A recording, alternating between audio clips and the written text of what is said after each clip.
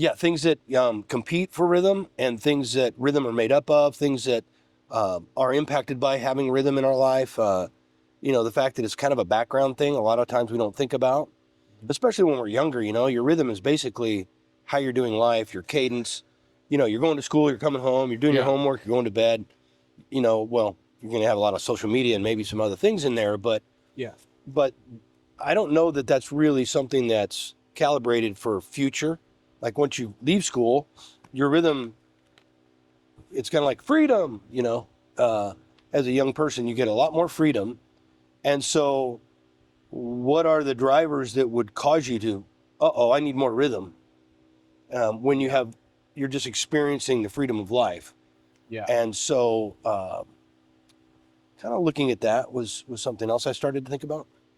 It does seem that for me, I got into a lot of trouble as the structure faded, out of school. Yeah, exactly. And it does seem that, the rhythms, I think you're actually causing me to think about some of the best rhythms are the ones that we've made a decision, this is how I'm going to live. And then we do that. It's the self-imposed rhythms. We're trained with, these are the events of your day. And so we develop this rhythm. But yeah, so do you have a morning routine? Well, everybody's got a morning routine, but do you have one that's like super intentional that you just have a cup of coffee? Coffee is definitely a first go-to. Okay.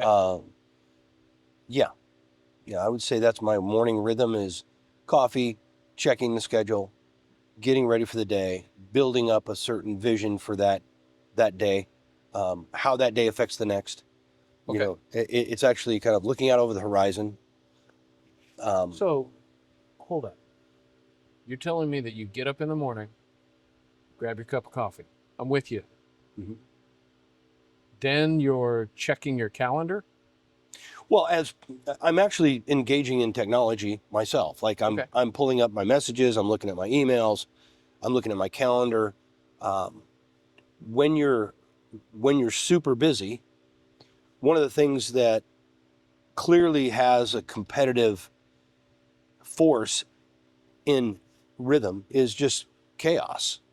Rhythm speaks to order, it speaks to intention, being attentive, assertive, and then active are the three things that I was really thinking about as far as elements that are really necessary for rhythm.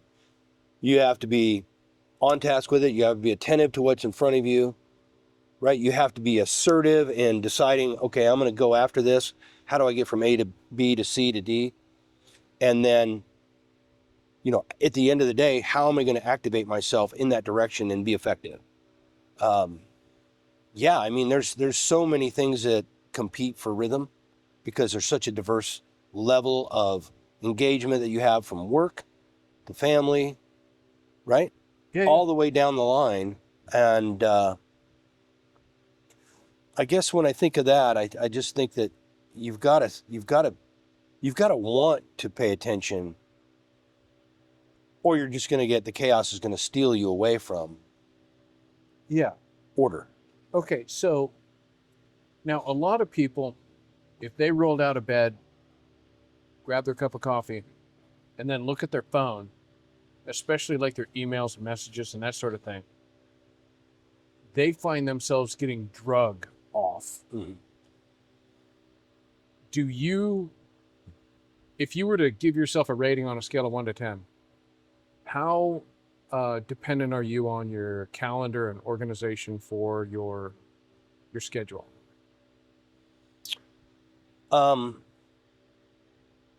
It's a big player. We care for my parents. Mm-hmm. They're both disabled and handicapped. So there's coordination just not of what I need to do, but also of what other people are doing. When it comes to the work side of life, right, there's a lot going on within that with Candace and I working together. There's a lot going on just with where we live, because we live on a farm that, especially this time of year, you got the harvest going on, which requires things like picking, canning. So this time of year is especially important, just to be sure that there's time for X, Y, and Z to happen. But the problem is when I do get on my calendar on email and I get distracted, oh, there's something shiny, Yeah. Immediately I can lose track of and have to adjust, have to go back and say, how am I going to get this fit in? So there's rhythm, and then there's flexibility for change, because if you're really rigid and you have and you want to get this done and this is your rhythm, and something comes in from the side, it can really be hard. It can be challenging and even upsetting. So if you have a certain malleableness to your rhythm, you're typically going to be, I think, a little bit happier with the diversity and the chaos versus being. What would you say about that? Oh, well, for me, I have I've got a morning routine where I've got like 10 questions that I ask myself every morning. Yeah. Right. And then I have, I have this thing that I do at the end of the day. At the end of the day, 30 minutes before I go to bed, I've got like 8 questions that I ask myself, kind of reflecting back on the day, a little journaling. And then one of the coolest things that I think I do is I write myself 1 or 2 sentence message to tomorrow me, right? And dude, when I get up sometimes and I read that, I'm like, dude, I love me. Like I read this and I'm like, I wrote myself something encouraging and that's accurate and honest. And there's times for me when I'm wrapping up the day and I'm thinking, you know what? If I go and really kick some butt for the first 4 hours at work, that's going to free up a bunch of time so that I can do these other things with a lot more flexibility and casualness. And I'll write myself something like that. Go kick butt for the first 4 hours so that you can be more available for Marty, right? So that you're not like showing up stressed out and that sort of thing. And I've sent you, one of the questions in the morning is something that I'm looking forward to today. And it'll be like going to hang out with Marty, and I'll like snap a picture of it and send you a text message, that sort of thing. But so for me, I get up at 5 o'clock and I don't even see my email until 7 or 8 o'clock. Like I won't even, it's just toxic and it'll screw with me. Mm-hmm. Every once in a while, I may glance at it, and if there's something that says, emergency, things are on fire, I'll open it up. But I usually wind up regretting it because nobody needs an answer until, nobody knows Right. that I get up this early, that I'm available. And most of the people in my life aren't even available until 7 o'clock. Yeah. So for me, that first 2 hours is, I don't want to say sacred or anything, but I mean, it's super important. And it's taken me a long time to get that.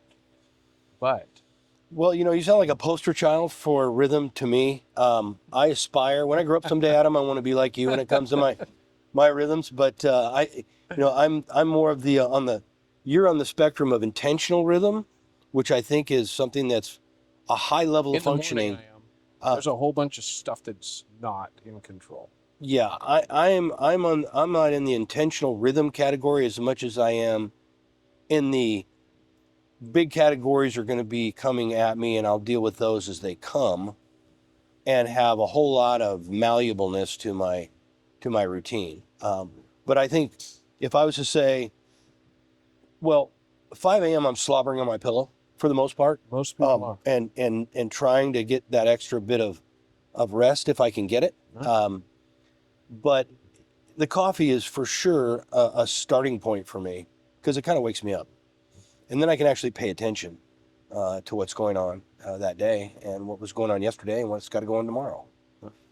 Yeah. When you said that you were starting to think about today and tomorrow and looking out over the horizon, I was like, I feel like there's something a little more in that than I might be.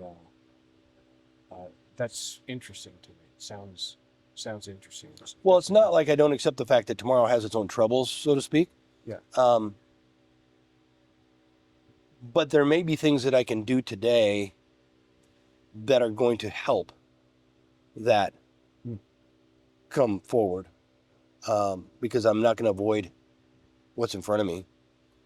I could choose to do that, but that's really not healthy. So I have to really get myself mentally, physically, spiritually ready, however you want to look at all of those things that have to be in alignment to be effective, right? And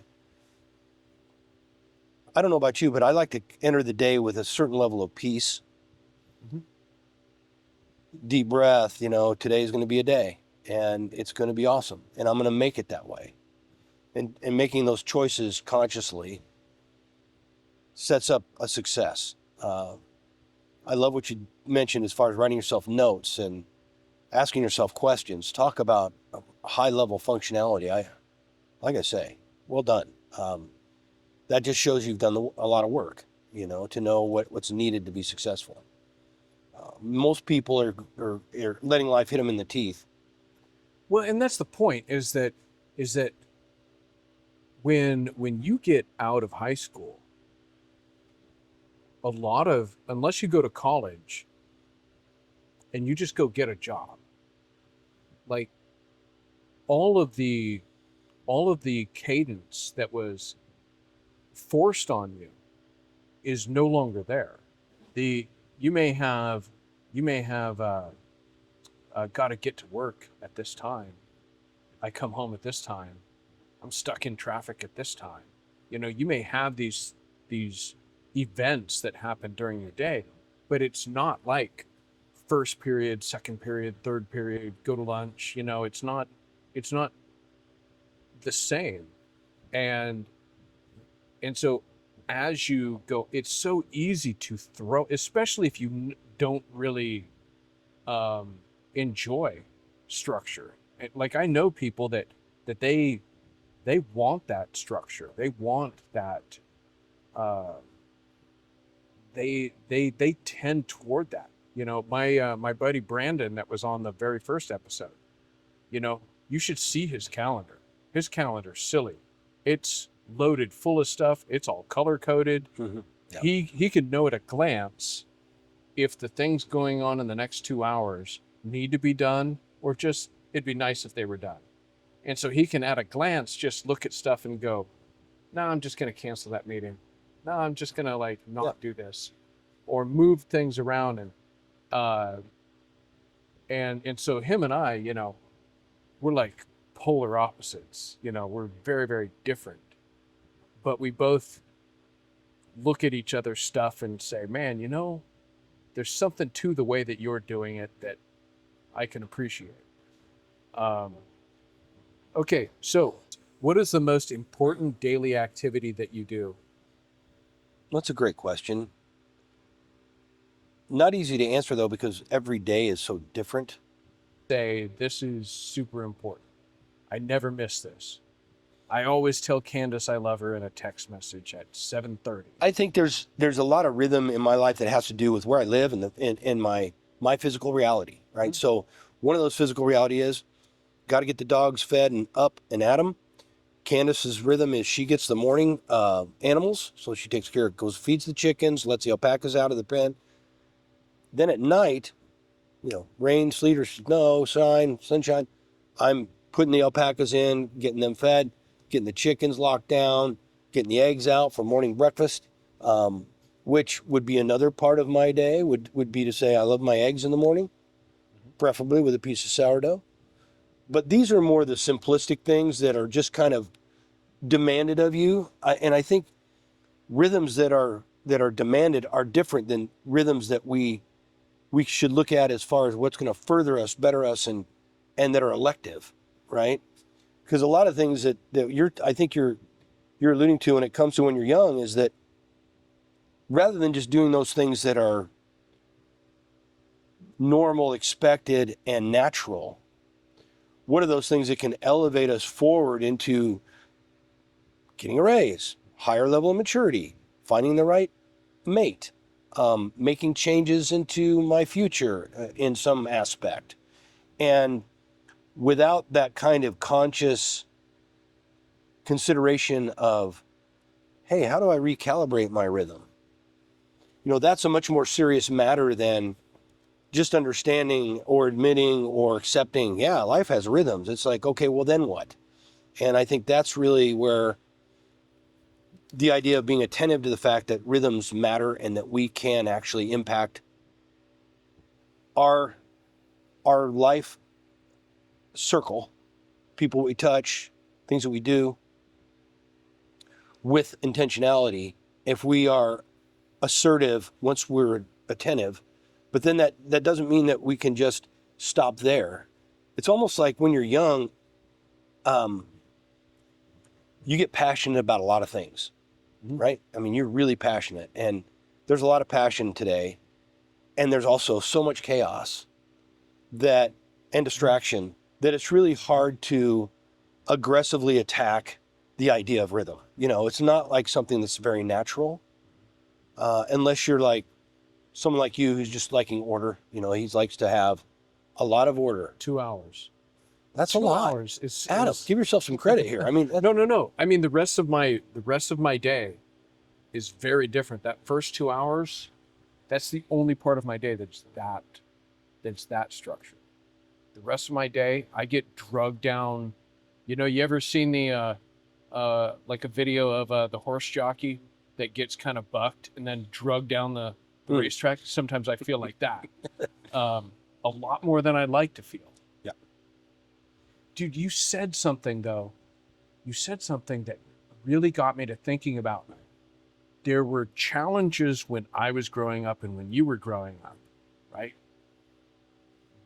Distractions coming at us, opportunities, a lot, that inspire passion. And the stronger the distraction, obviously the more powerful it is to derail a healthy rhythm, a good cadence, and to planting your events and that sort of thing, right? Because if we're going to say that rhythm is when you have a collection of events in your life, whether planned or unplanned, and your tempo is the how tight they are together. And I actually have a really, really great definition that I want to show you here in a second. The amount of, like, if you open your phone and you get on, if you're 20 something, can you imagine 20 something, how easy and quick it was to get pissed off or like inflamed about something, right? Passionate about something. And then you've got this phone and you open up Instagram or, Snapchat or whatever, any of these apps, and there's a bunch of people on the other end and their whole livelihood is based on how much of your attention they can get. Yep. So your boy made a reference to, shrinking short attention spans and that sort of thing. And I do believe that if we are intentional as people, we can fight against that. Something that no previous generation has really had to deal with. And by the way, I don't want to, when I say previous generation, I'm not saying that there's your excuse and now you don't have to participate and and that this is just your unique challenge. There's so many more opportunities that come at you on the daily. Opportunities to go do stuff, opportunities to be pissed off over something, opportunities to be, enticed by something, right? Like, you need to go buy this, you need to go look at this, you need to go, watch my latest video. And there is so much more stuff that you need to say no to in order to maintain a rhythm. I think about that and I would agree that there are elements of rhythm that are positive, and then there are elements of rhythm that can be punitive. In other words, your rhythm might be to come home in the afternoon and, drink 6 beers. Yeah. So That's a destructive rhythm. Yeah. well, and at the same time, it's very natural, but it may not be optimal. And so the challenge then becomes when and if you decide to trade a punitive rhythm for something that's non-punitive or maybe completely opposite and actually beneficial, beneficial rhythm. And many of us are caught somewhere in between because we all do things that we know aren't optimal for us to do, whether that's, like me, one of my punitive rhythms is that 8 o'clock snack time. I didn't get this figure without hard work. Yeah. On a wrong rhythm, right? Yeah. So the reality of that is that until I can get the discipline, and I'm attentive to this, I know it, but am I assertive enough, and am I attacking it? No. So accepting of a punitive rhythm is natural, but it's competing against what it means to achieve our best and to be our best, right? So yeah, you touched on one of the questions I was going to ask later, which was about the cumulative results of a rhythm or habits, and with respect to like alcohol, the way that I've described, the way that I define, growing in maturity is that it requires you to deal with life, to process it. And when you have a bunch of alcohol, you no longer have the capacity to process life well. And so you wind up, that's why people that drink a lot, in some respects, they're immature because they've developed a habit. I'm going to put myself in a situation where I don't have to deal with life, right? And they'll do that day after day after day. And then they've got like this large window of their day where they've basically said, I'm checked out. Mm-hmm. How do you see rhythm and habits? Are those competing? Are they the same? I think that if they're not synonyms, gosh, they're really close. Mm-hmm. I agree. They're siblings. Maybe it's just that I like the almost like artsy romantic sound of the word rhythm. Mm-hmm. And yes, it takes me entirely too long to spell the word rhythm. I have to think about it for a little longer than I'd like to admit. Well, don't think, just hit spell check. I mean, I guess and along those lines, I guess rhythm creates habits, some good, some bad, but it is a precursor to a habit. You have to have a rhythm to really have a habit, right? I think that they're so close. I don't know how I would differentiate. Rhythm really requires a baseline of self-awareness so that you know where you are at any given time and what you might need to adjust within your schedule. And the way to think about how do I make these adjustments is think about your rhythm, because rhythm is a proactive tool that's undergirding the whole idea of drive and discipline. As men, you got to have both. You got to have drive and you better have some discipline. Rhythm is that tool, I think, that we see all around us in nature and everywhere else, where we go, oh man, maybe I need to take a look at those elements. The other thing was the self-feeding mechanism of rhythm in our life makes us continue a feedback loop of setting goals, not just achieving our day based on tasks, but when we have the drive and there's a natural feedback loop. You get good feels out of, you in the morning, you wake up, you ask yourself the 8 questions. That's got to feel good. And you probably, It's natural now. You do it every morning, and you do it because there has benefits. It Yeah. feeds itself, or otherwise you wouldn't do it. You'd stop doing it. You know, you said two things that, okay, a feedback loop. I think it's a little bit easier to develop a habit if the feedback loop is short, right? Mhm. I do this, and then Yeah. 20 Immediate seconds results. later, this other thing happens. Um, and then you also got me to thinking with, it was actually something that your son said in that clip.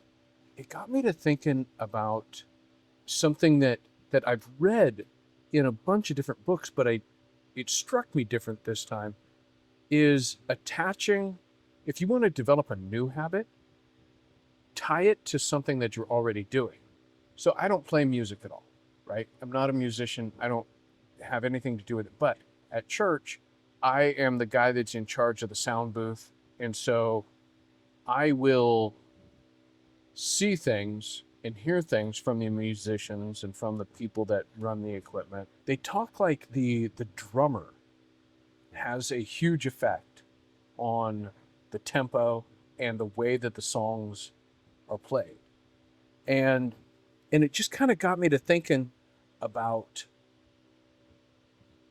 how some instruments, like people gravitate toward the drummer, as if I understand it right, that the drummer, if he starts playing a little faster, everybody else like kind of Better keep up, or you're yeah, gonna you get better left keep behind. up. You can't just play, Yeah. you know, your thing, or everything gets way out of sync. Um, and so it really got me to thinking that I've read this so many times, but I don't feel like I ever really got it. I was listening to Layla Hormozy the other day, and she made a comment that one of her bad habits would be when she was fat, that she would get her cup of coffee and grab a cookie, because the cookie is right there next to the coffee in the morning. And they work well together, by the way. Yeah. Well, yes. And then she one day realized, wait a second,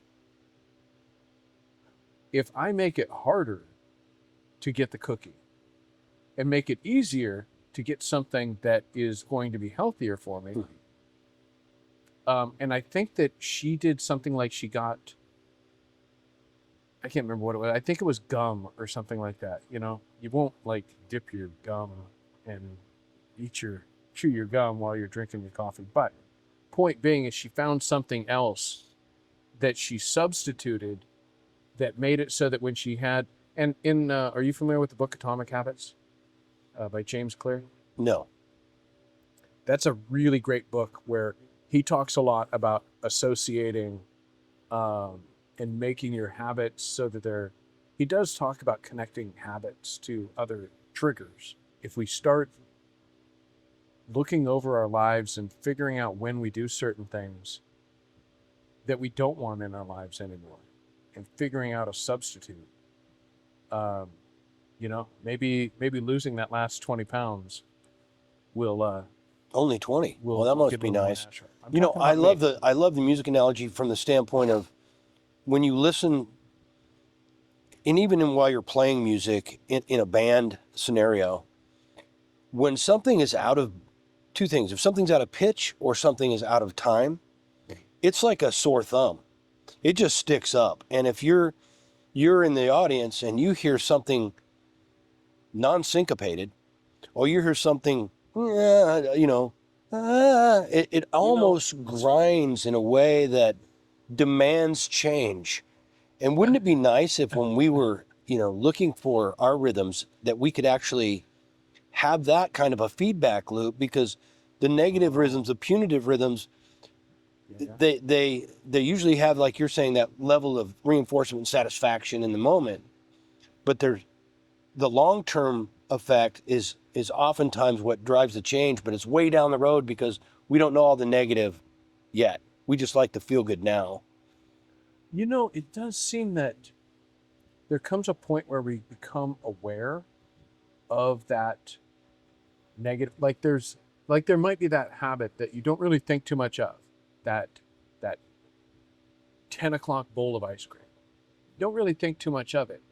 And then one day you realize, like, you know what, like yesterday, my wife had picked up a bunch of these little bottles of soda, of pop, for this event that she was going to. And there was something about one of the bottles. It was turned, and I could see how many calories were in that bottle of Dr. Pepper. I haven't drank pop in years. Really? Yeah, I don't.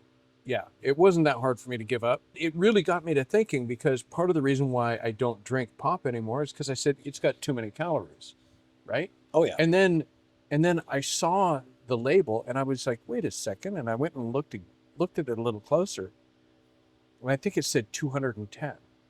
Right? And I was like, that's not nearly as much as I thought it was going to be. And you're making me think about how, you know, after you've heard a sour note, right? There might be some sour notes that you've heard at some point, and you're like, oh, that's just the way it is, you know? And then one day it hits you that it's totally optional, and that this is actually the culprit. This is actually the thing that's causing me all of this trouble. Well, so when I saw that 210, I was like, wait a second. There are things that I'm eating that are well in excess of 210, but I don't really think too much of it because they're not as unhealthy. They're not as flagrant as downing a Dr. Pepper, but they're every bit as harmful. It would just be, I think, silly to think that as adults, we have this expanse of experience that gives us a certain amount of ability to focus down the road. Again, you know, the idea of your rhythm and adjustments to your rhythm and learning what are those things that are punitive to your life goals, whatever those may be, and responding.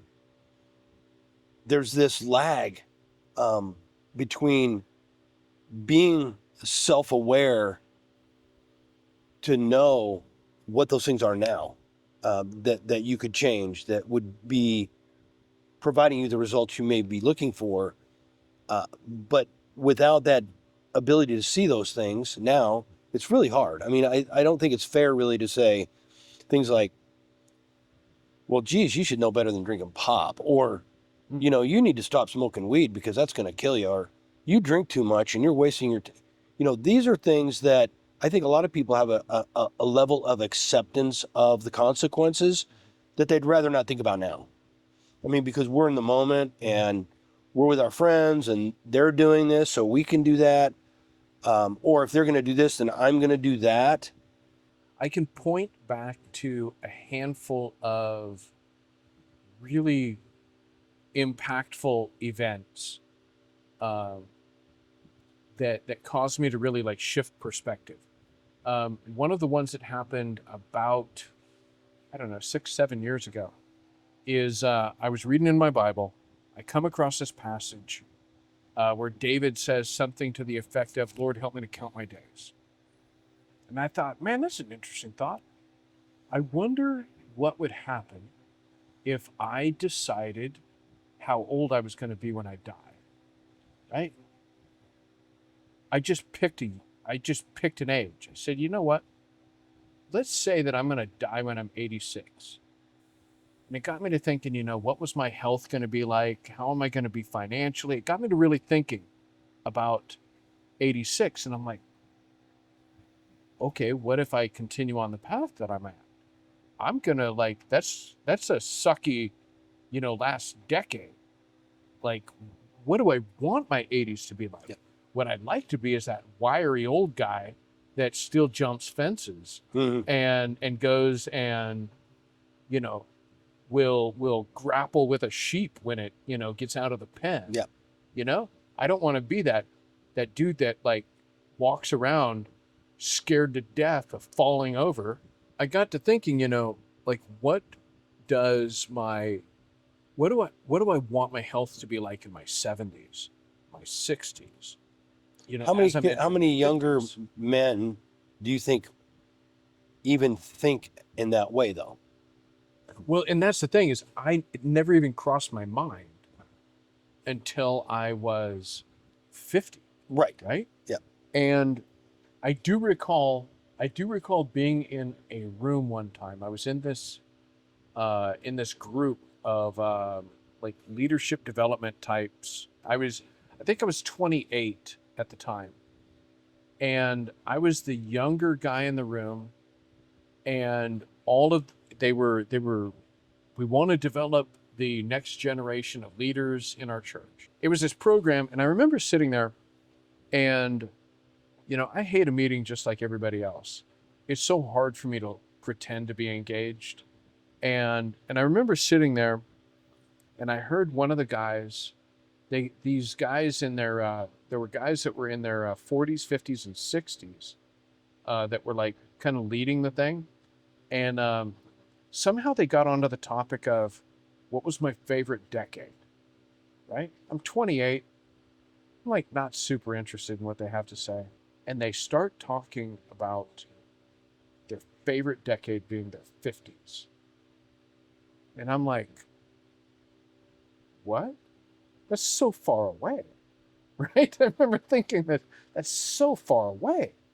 And every once in a while, when I get into a room like that and something like that happens, I cannot help myself. I will take over the entire conversation. It's my boardroom. And I started peppering these guys with questions because that sounded like total crap. I'm not going to wait 22 freaking years for the best decade of my life. And I didn't leave that room thinking anything except for not going to happen. Not here. Like, not me. Mm-hmm. Now, with you, when I think you've got about 10 years on me, right? You're like 64, 65? I forgive you for that. I'm 61, but that's okay. Okay. I'm I just kept it in my head that you were 10 years, but you're not 10 years. You're 7 years older than me. I'll edit that out. I don't have to be bad like that. I don't have to be wrong. No, it's good. Maybe I'm an older soul because I've been through so much hell that adds some years. You're about 7 years older than me, right? I am. That's exactly right. I am about seven years. Dog years, I feel like. Okay. So, with that, if you look back and said, hey, what was my favorite decade? I'm meandering away a little bit. No, that's fine. I'm curious. Where I can say I actually found some rhythm, you mean? I mean, you want to add that You know what? Not layer even, over the top? Just your favorite decade. Best decade would definitely be the 30s. Yeah? Why is that? So much adventure, so much change, having kids. Wow. Just life to the full. At the end of that decade, so I'm talking about enjoyment now. What was my favorite decade was my 30s, but the close second to that would be my 40s. Getting into more of who I think I was intended to be, when I could get outside myself. Because in my 20s and especially in my teens, I was all about me. And I was a super driven athlete, high functioning, got to be the team captain, got to win, losing sucked. Therefore thou shalt not lose, was kind of my overarching golden rule. Yeah. So 20s, self-absorbed would be a good way to talk about that. I mean, it was like, just pick your sport and I will teach you what it means to be proficient at it. While we compete, and then I smile and tell you how cute you are. Yeah. It was just really bad, like really way too competitive. And I have some friends that I went to high school with who would definitely confirm this side of me. 30s became about family. So I had to step outside my selfishness into relationship with my awesome wife and really grind in on a new rhythm. that was about kids, was about job, was about provision. Whole nother level of functionality. 40s, I was able to say, well, I got the kid thing down. And that's why the youngest kid usually gets more spoiled, just because Oh. you learn the Well, ropes. And you're that's also another making topic. better money. You're most likely making better money. No, I was making a whole lot less money. I was getting involved in ministry, things like that. I was giving back, trying to sow into, Yeah. the idea of love God, love your neighbor. I mean, that was my driving. I want to do that, Yeah.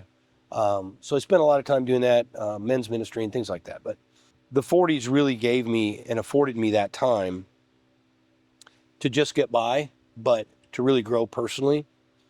So that now, in the 50s, there was a whole lot of, testing, turmoil. Not that it wasn't early on as well, but I think I dealt with those things better, and you get used to certain rhythms that are challenging and you have to navigate.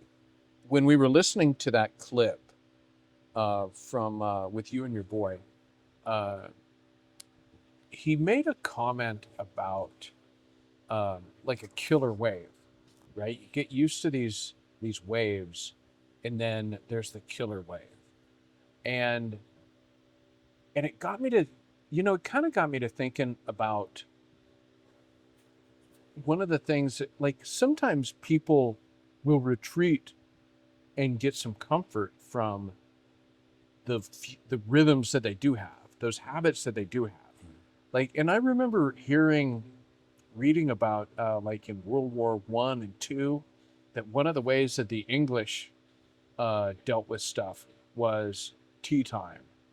That even when they're in the trenches, like, tea was served at a certain time of day, and you would hear, like, there were just things that were done consistently that gave you some sense of time. That might be the thing that you were getting from it, was, you know what, this is going to be over. This isn't forever. That might be the underlying message behind having that daily cup of tea. This is one of the best definitions. Rhythm is the pattern of movement, timing, and balance that creates flow and stability in life. It is the structured repetition of actions, pauses, and cycles that keep energy, relationships, and work sustainable and aligned. I thought that this would be nice to have up just as kind of reference, because I do think that it's really nice that the beat is the basic pulse, your tempo is the speed of those beats, the alignment is when everybody's in sync, and you've got activities that are congruent with your values and priorities. I thought one of the more interesting ones was harmony, because it got me to thinking about how when you're in an organization or something, you got like a whole bunch of people running around doing a whole bunch of different things. But if everybody's doing like their assigned thing with a lot of passion and enthusiasm, that makes harmony. And then you've got your resonance, which is when you have that exponential force created from everybody leaning in really hard, doing the right things. Because you can have harmony, but if you're missing pieces, you won't get the resonance. Or if you have people that are not getting into the same, rhythm, or the same, I don't want to say frequency, because there's so much new age kind of mumbo jumbo. Well, I like to, if I can jump in, I would just say those two are similar to me in the idea of, I'm a big peace guy. Yeah. So if you have the kind of rhythm that even in a small piece of the day, and maybe it's not today, maybe it ends up being tomorrow, where you're being filled up, you're actually gaining something back from your rhythm that you can use as a peace factor, because when you have peace, then you can be present, you can share your rhythm, and you can amplify energy by, oh, I feel recharged. I have peace. If you're caught up in chaos, it's going to be hard for you to love anybody else. It's really going to be hard for you to find a path towards being engaged with people that need you around you. Yet when that peace is there, you're able to kind of move through life with overflow. Oh yeah, I'll make room for that. I'm going to apply myself in this manner, in this direction. So that rhythm is key. You had said that that peace is a priority for you. Mm-hmm. And I know a few years ago, you and I were talking about something, and you had actually like talked about your peace meter, right? Yeah, You'd made wow, Adam, I'm impressed. Yeah. you had made it. Well, it really like stuck with me, and I thought about it because I kind of actually tied it to something else, where a guy named Ed Milet talked about almost like setting a price tag on your peace, right? Where, and this is why it's important for us to learn how to do stuff like forgive and that sort of thing, because that's something that if we can get that figured out, we can get a lot more peace. Like having resentments and that sort of thing really steal from your peace. Over obligating yourself to things screws with your peace. And so in one respect, as I'm looking at this and I'm thinking, I've never written a song, but it seems to me that when you sit down to go write a song, a book, essay, whatever, there needs to be a sense of really vision, right? Why am I doing this? What is it that I'm hoping to have as an outcome? And so for you, I get this sense of, today we're prioritizing peace, right? And so I'm going to look at my day, and when things start screwing with my peace, is when we take a little bit different action.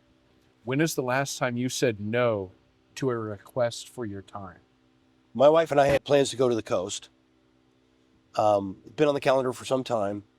One of my best friends invited me to a gathering with some of my other best friends on that weekend. So two good choices. So they were, but it's like Candace had asked me, she goes, yeah, I heard about this event. What do you think? We're booked for the coast. And I think my response was, coast, I'll let them know I'm sorry we couldn't attend. And I think she was a little bit surprised by that, because she knows how much I love those folks. But when I'm picking the coast, I'm also picking her. Yeah. But that wasn't like my mindset when I made the choice. It was more selfish. It was like, no, I want to be at the coast. So I think sometimes when we have opportunities, it can be because I can be selfish.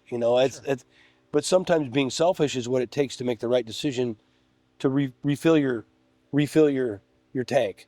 Yeah. And when your tank's low, and mine isn't very full right now, the idea of the coast sounds like that would be a better decision for me. As much as I'll miss out. Sorry, we'll miss out. But no, the coast is calling. I would say that one of the other things that we pick up on the older we get is if we're doing it right. I'd like to think that I'm doing it right. Don't we all? That I'm doing it more right than I was 20 years ago, 30 years ago. Yeah. Is the idea that, the fear of missing out, right? FOMO. I don't have it as much as I used to. So I'm running a screen printing business at the same time as as I am working on this podcast. And I'm just going through all of the slog and the gauntlet of working on something new and doing something new. Like I wrote myself a note the other day that I forgot that so many people, they get into their 40s and 50s and they're like, that's when they start saying, gosh, it's September again already? Where'd the time go? Where'd the year go? And I realized it in my 30s that that that that those people that say that, they have this routine that they never vary from. They don't do anything new, they don't do anything interesting. That's why when kids are told 3 more days, they're like, oh my gosh, 3 days. That's so far away. And when you get to be an adult, you're like, cool. Like Tuesday, Wednesday, Thursday, no problem.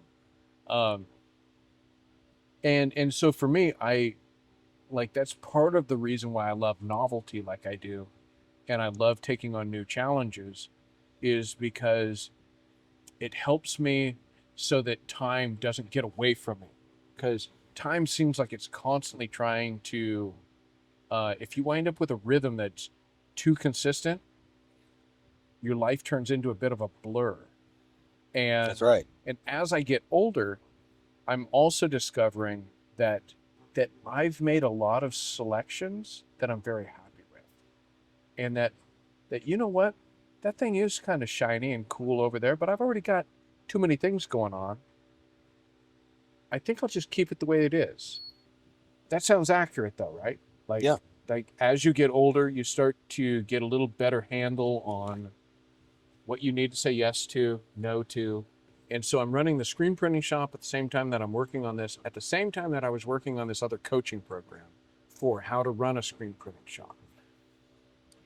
And it started to become very apparent to me that I could do 2 of those things well, or I could do 3 things poorly, right?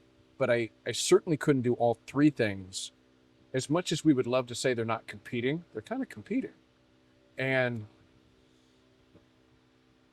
so I actually, when you were like, what did you say, a cost plus analysis, or like, Yeah, cost. you use fancy business lingo? No, I'm talking cost benefit analysis. Cost benefit analysis.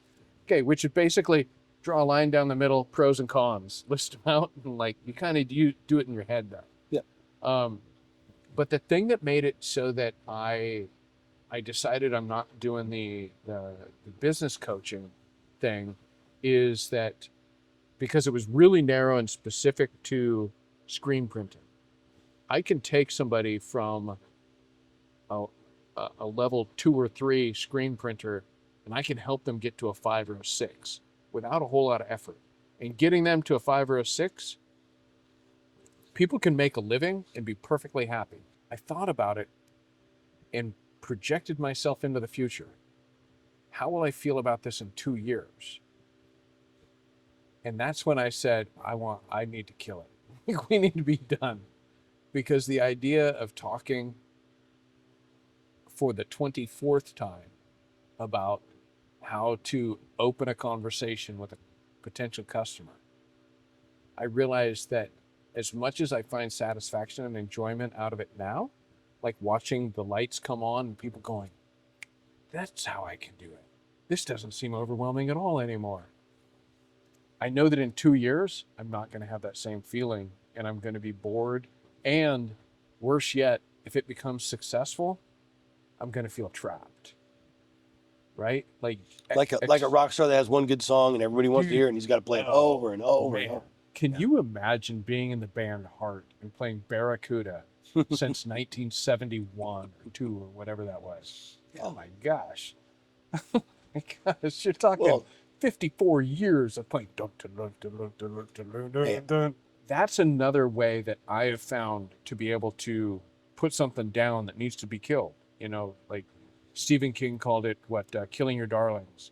Those things that you've got an emotional attachment to that you're like, sorry, but this thing needs to die. And being able to do that. With respect to harmony and resonance, can you describe for me a time when people came together in a way that you just were like kind of awestruck at? This was a good story because it's about doing something that you don't expect, and you get a really good feedback vibe in return. we did a motivational training for the staff, and we had about 50 people. And at one point in my career, I guess you'd call it, I worked with a leadership training organization and who worked with a lot of leaders. And one of the exercises we did with our employees, and it had to do with taking a piece of paper and you put it on someone's back and you tape it to their back and everybody grabs a marker and you walk around the room and you tell that person on their back, without them knowing what you're writing, how you see them. Okay. And they would write things down, you know, I see you as a great listener. You're a dedicated employee. You really care about the kids in the gym. And you could go on and on and on. So everybody, until that piece of paper was full. So now we're saying, okay, now take that piece of paper off your back, and I want you to spend 2 minutes reading it. Because whatever image of yourself you have, it's important for you to see how other people see you. That brought people together in a way that was not only unifying, but also encouraging, because we were sowing into them. It's like, and I told them, read this because this is actually who you are to this organization. Everything you see on that piece of paper is accurate and it's truthful and it matters and you matter. And in that kind of a moment was when there was clearly a crescendo of coming together, and taking the time to do that was fun. It was encouraging. It was. What if you were to take that piece of paper and instead of just reading it the one time, you had it so that it was like part of your morning routine, something that you read over and over? Now, this podcast is primarily targeting helping 20-something Christian man get himself dialed in so that he doesn't have to deal with the same struggles that we dealt with in our 20s and 30s. Like, if I can push a guy ahead 5 years, if I can chop 5 years off of 1,000 people's lives, that would be Wow. Yeah. That would be awesome, Mm-hmm. right? If you were to talk to somebody that they're 24, they decided they're going to get married, and they're thinking about, I'm going to have kids in a couple of years. Yeah. I'm going to have, I still think that a lot of people, even now, even in an age where, people that were my parents' age, maybe, and definitely my grandparents' age, they would get a job and stay there for the rest of their life, right? Unless the business closed down, Yep. They were going to stay there. It's a different world. And people didn't really think too much of it. I think a lot of it has to do with the fact that if they had the volume of opportunities that are available today, that they would jump ship and move around too. Yeah. Yeah. I mean, I remember when I moved to my third job in 1 year out of high school, because I was like, why would I stay here? This place sucks. And I can get $2 an hour more starting by going over to this other job. And I got over there and I was like, okay, this kind of sucks too. And I found some place that sucked less and I got paid more. Why would I not move around? Yeah. I think it's more opportunity, more awareness of opportunity, because 60 years ago, 80 years ago, how do you find out about opportunities? You don't get on Craigslist and look around. But so that said, you got 24-year-old guy who's getting married. He's thinking he's going to have kids. He's got different things in his head about what his future looks like. It's rather vague, but it's a optimism that's based on nothing, right? It's just based on ignorance. I just know everything's going to be cool, right? What would you say to that guy and say, hey, if you had these 1, 2, 3 habits that you started employing as rhythms, I don't care if it's a daily rhythm, a weekly, a monthly, annual rhythm, what would you say that they could get a tremendous amount of benefit from if they added it to their lives? That's a really good question. And I do feel like that optimism, that you're speaking to is something that's debatable. There are probably a lot of kids out there they don't have that same optimism that maybe you and I might have had when we're younger because of all the competing forces for For our all the attention. things. Well, no, I mean, all the things they have to try and accomplish. Things like buying a house, which is ridiculously difficult now. A lot of people are giving up their optimism on that front. But for somebody who's wanting to just say, let's put it in the way of, they're looking at how can I go through life and do so with a little more maturity. Like you're saying, if you cut 5 years off someone's life because they're young and they ultimately they just don't know what they don't know. And I think that's the important thing. I would suggest with regard to rhythm that you build intentionality by being attentive to the fact that you want to, if you can get some life hacks, if you can get some guidance based on real experience, go get that. I mean, connect up with a sage, spend time thinking through the kind of questions that you want answered and ask them. Don't ask Grok, don't ask AI, don't ask, your friend who's closely the same age what they think. Well, no, you know what? It may be useful to use Grok or AI to say, hey, how can I find a sage that would help me? Okay. Like, Yeah, how can I and I'm not connect saying with- don't ever use it. I'm just saying I think that what you're saying is spot on. I'm sorry to interrupt you. Go ahead. no. And I don't mean to say that, hey, I'm just looking at life from the standpoint of relationship and learning from people that are older than you, someone you trust, someone that's safe, someone you don't mind asking a dumb question to. And then hold on to that person like a nugget. Yeah. That I can remember one of my sons came in contact with a really powerful guy in Portland, and he had the fortitude and forethinking to request that this guy who he might not ever see again because he had this chance meeting, he knew he could learn from this guy and asked him to be his mentor when it came to business. And the guy was impressed and said yes. Now, this is the kind of guy you don't get access to, is my point. And there are people in our lives when we're young that are available that we think are out of our reach, Yes. that so want to be asked to help them. Yes. And so that's what I would say is if fear not, just go ask, Dude. Yes. right? Yes. So that's 100%. one thing. A second thing would be to maybe it's not daily like yourself, because I know you're older and much more disciplined than say somebody maybe in their teens and 20s, but when you're in your mid 20s, you begin to realize you're in a new lifetime. You kind of, when you're young, it's like, oh my gosh, I'm going to be 16. I'm going to drive. By the time you go from 16 to 18, you're a different person. It's true. You're complete. By the time you go from 18 to 21, you're again a different person. Now, have you lived 3 lifetimes? No, but your maturity has gone by a factor up. You get to 25, you realize, oh crap, maybe I don't have everything figured out. I think I have a lot of things figured out though, and they're quick to tell you.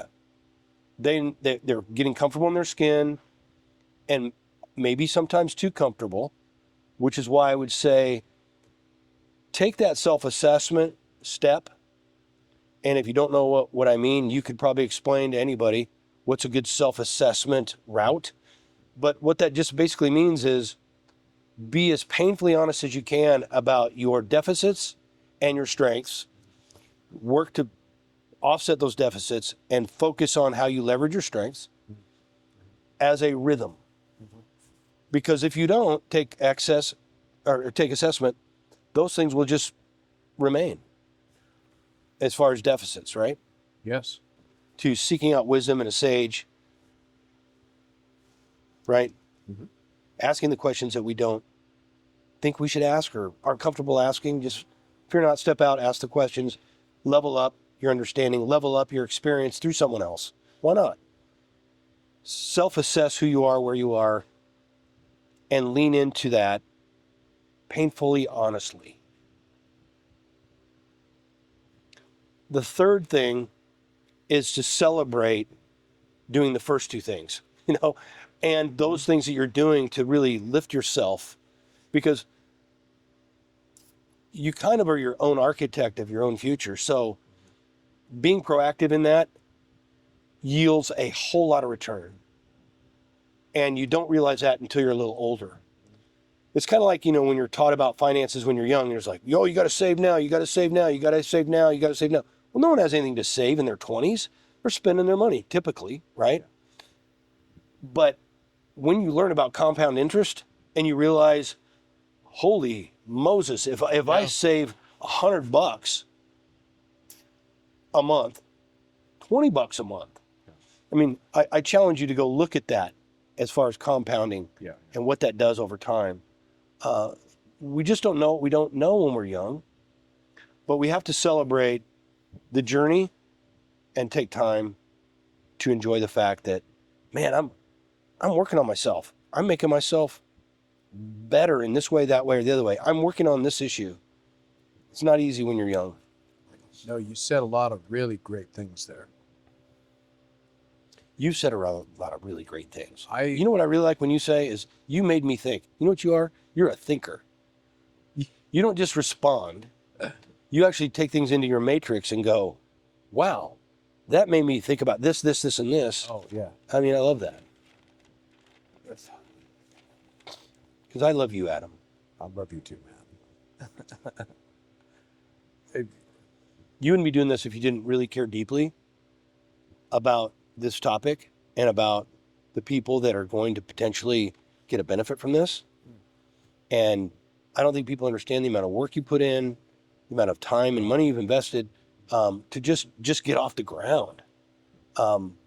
And my hope is that there's something that you do that becomes a viral kind of a thing of like, did you hear that Adam hack that can help you leap up in maturity or experience or, whatever that might be, but something's gonna, I'm just gonna say amen to that. Dude, Fire. I actually wanted to, I was going to talk to you about getting involved in this project. Yeah, there were a bunch of things so one of the things that I'm working on right now is shutting up and knowing that on Tuesday, I get to do my own kind of response video to this conversation. So Interesting. Yeah. So I'm kind of excited about that already. I'm already thinking about this stuff, and it's a good discipline for me to shut my pie hole and listen and focus on asking good questions, because my tendency is to just run my mouth and play to my strength. Right? I think that you would agree with me that my kids got married, moved out. I still think at least once a week, man, I miss being a parent. For me, I think of being a parent with the kids in the house as probably the greatest honor I've ever had in my life. Being entrusted with helping somebody who basically knows nothing.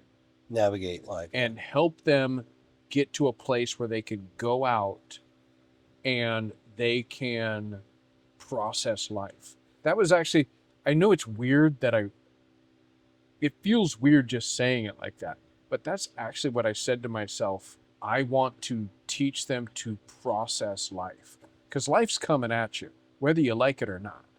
And so my whole goal was not to give them the answers, but to give them the questions that they should be asking themselves. And that is one of the things that I think my kids do extremely well, is ask lots of really good questions. With you, again, going back to, 24-year-old guy that's like, I'm going to have kids in a couple of years, or they just had kids, what would you say to them as new dads, as dads that are trying to figure this stuff out? What sort of advice would you give them with respect to develop these habits? I'm sure that there was some habit that you had that you look back on, and or maybe the kids look back on and say, hey, you know what? Sunday donuts with dad was awesome. Or, you know, um, the fact that he read a book to us, at night was cool. Did you have things like that where it was a regular weekly, monthly, whatever? Well, it's a really good question. I mean, I'd love to ponder that more, but I'll answer it just from the hip as far as a 24-year-old who's looking at life, getting ready to have kids, and how's it going to sink in? What would be some ideas? I think there's precursors to being able to establish good habits and how you actually look at life. Like there's a moment, and we've both been there, when it's like, oh my gosh, I'm going to be a dad. Very intimidating thinking, with a layer of excitement built over it. And my advice would be, choose the excitement. Don't allow the intimidation to push over that. And I think men thrive in adventure. So looking at life, okay, if you were going to look at your life as an adventure going forward, not an easy one, but nonetheless, you're going to look at life with the idea of how I'm going to get from being a parent now to begin to raise your kids in the way you've just described, where you create a rhythm. And my wife was better at rhythm than I was because I spent too much time working. But my wife was the rhythm for them. God bless her. She was the reader of books to them. She was the schedule. We're going to do things this way. We're going to learn things this way. I think you fall into that rhythm, but there's nothing wrong with seeking. And I think all young parents do. They'll reach out because they don't know what the heck they're doing, right? Hopefully. But is it overwhelming or is it an adventure? And I would just say, position yourself for adventure. Build your rhythms around living that life full, and go for it. So for me, it's funny how I look back and I realize how just astonishingly ignorant I was. Right. Yeah. Like I knew that she was going to have a baby, right? I knew we were pregnant, and let's we're on the way, right? And then she starts swelling up, right? And to be honest, it was all just theoretical until like the day that baby showed up. And in our case, it was like extra memorable maybe, because when Britt was born, she had my face, right?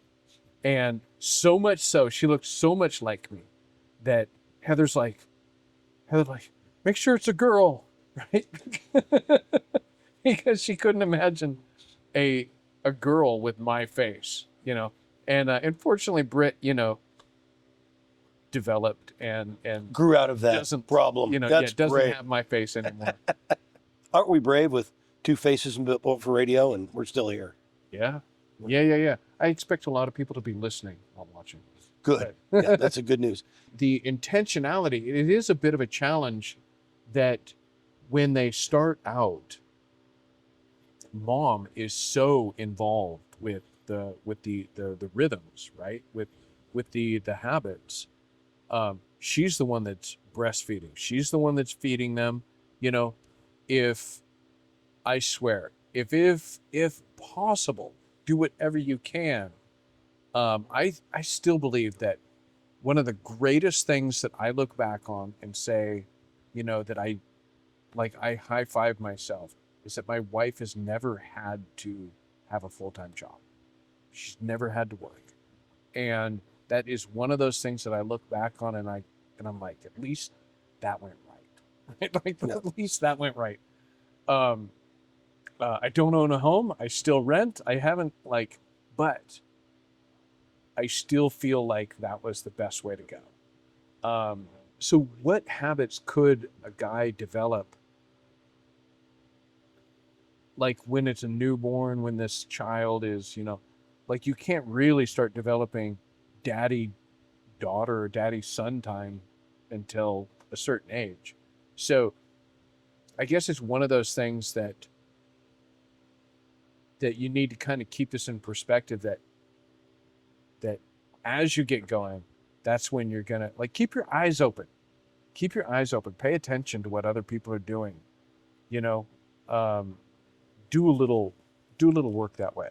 Have you ever planned anything like a family retreat? Have you guys ever done I wouldn't have anything called where it a family retreat, but I'd say whenever you're planning a vacation where you're getting away, you're getting off your normal routines and your normal rhythms and going on to experience a place or experience a new thing, we were big on that. We were big on adventure. I actually know a guy that him and his family would go down to Deschutes, Oregon, stay at an Airbnb, and no kidding, break out the whiteboard and plan out what the theme for the next year is, and how the family's going to Adapt to the theme of the year. And I'm like, that's ridiculous. Okay, it's also brilliant. it's so right. Yeah. Like I'm like, try to break that family. That's apart. next level parenting that I Dude. never got to personally. Yeah. Yeah. It's just like Hanging onto the wheel.